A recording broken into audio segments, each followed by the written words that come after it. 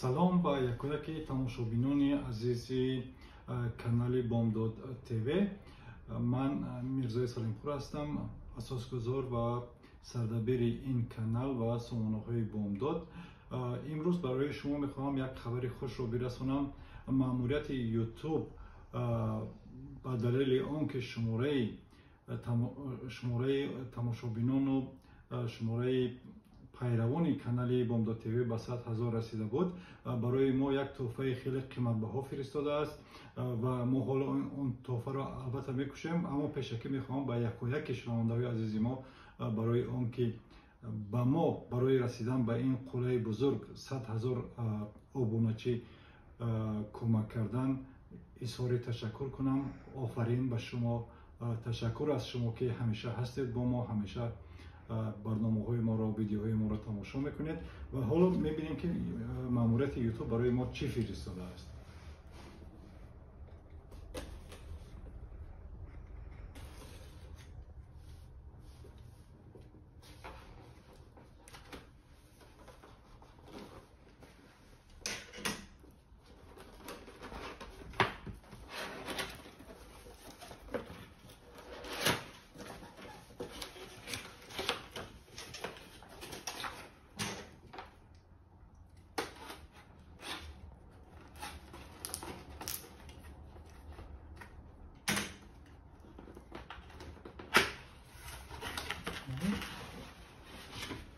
میشدیم و حالا میبینیم